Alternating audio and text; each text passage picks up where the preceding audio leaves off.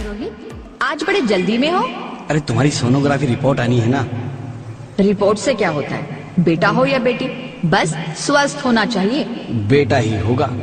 अरे मैंने तो अपने बेटे का नाम भी सोच लिया है, सनी, सूरज की तरह चमकता रहेगा। और अगर बेटी हुई तो? नहीं बाबा नहीं, मुझे बेटी बेटी नहीं चाहिए। क्यों? अरे मैं घर के खर्चे उठाऊंगा, घर की ईएमआई चुकाऊंगा या उसके दहेज के लिए पैसा बचाऊंगा। अरे जमाना बदल गया है, आने वाले टाइम में दहेज वहेज का चक्कर ही नहीं रहेगा। सब कहने की बातें हैं, आजकल का माहौल देखा कितना खराब हो गया है। अरे ऐसे माहौल में बेटी को संभालना आसान है क्या? तुम ऑफिस जाती हो, मैं ऑफिस जाता हूँ, पीछे संभालेगा कौन? अरे कुछ ऊंच नीच हो गया तो जमाने को क्या मुंह दिखाएंगे? ओफो, मेरे मम्मी पापा भी तो जॉब करते थे, उन्होंने भी तो मुझे संभाला है। पहले जमाना और था, ज्वाइंट फैमिली होती थी। अरे सोलो फैमिली में लड़की को पालना आसान है क्या? नहीं भाई नहीं, मुझे टेंशन नहीं चाहिए। रोहित, आप पढ़े लिखे होकर भी ऐसी बातें कर रहे हो? पढ़ा लिखा हूँ तभी ऐसी बातें कर रहा हूँ। सारी उम्र स्ट्रगल करके यहाँ तक पहुँचा हूँ, अब बेटी का बोझ सिर पे ले लिया तो बची खुची जिंदगी भी स्ट्रगल में गुजारनी पड़ेगी। आप बेटी को बोझ क्यों समझ रहे हैं? आजकल लड़का लड़की में फर्क ही क्या है? फर्क है, लड़का लड़का होता है और लड़की लड़की। लड़का वंश बढ़ाता है और लड़की टेंशन।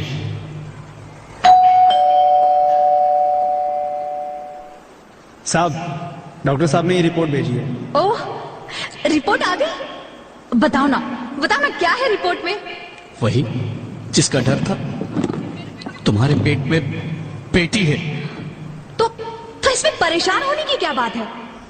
मैं तो बेटी ही चाहती थी। पर मैं नहीं चाहता ना बेटी, मुझे नहीं चाहिए बेटी। मस्ती क्यों नहीं, आजकल बेटी को पालना, पढ़ाना, शादी करना सब बहुत मुश्किल है। रोहित, मैं संभालूंगी। हाँ, मैं डबल मेहनत करूंगी। पर प्लीज रोहित, ऐसा मत करो। प्लीज रोहित, ऐसा मत करो। एक बार बोला ना, बेटी नहीं चाहिए मतलब नहीं चाहिए। पर रोहित, चूज वन, बेटी या मैं। रोहित प्लीज, रोहित मेरी बात सुन लो। रोहित प्लीज, मेरी बात समझने की कोशिश क्यों नहीं करते? मेरे लिए तुम दोनों ही बराबर हो। अब मैं किसी एक को कैसे चुन सकती हूँ? रोहित प्लीज, अब मैं तुम्हें कैसे समझाऊं? कैसे समझाऊं मैं तुमको?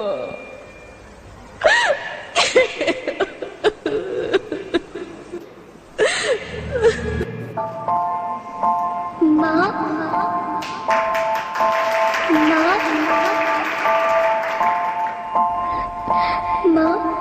अभी तो भगवान ने मेरे हाथों पे किस्मत की लकीरें भी नहीं बनाई, और उनसे पहले ही आप सबने मेरी तकदीर का फैसला सुना दिया।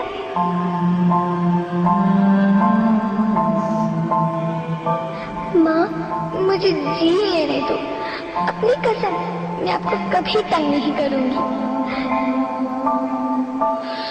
जब खाना खाने के बाद आपसे मीठा खा रही होंगी, तब मैं रसोई में जाकर सारे बर्तन साफ कर दिया करूंगी। माँ, स्कूल फीस की चिंता मत करना, मैं भैया की किताबों से अपने आप ही पढ़ लिख जाऊंगी। और हाँ, पापा से कहना मेरे दहेज की चिंता ना करें, मैं आपके साथ रहकर आपके बुढ़ापे का सहारा बनूंगी। अगर फिर भी आपको लगता है कि मैं आप पर बोझ बनूंगी, तो आप इस ऑपरेशन पर भी खर्चा मत करना। मैं ही भगवान जी से कह दूंगी कि मेरी माँ मेरा मरा मुंह देखे।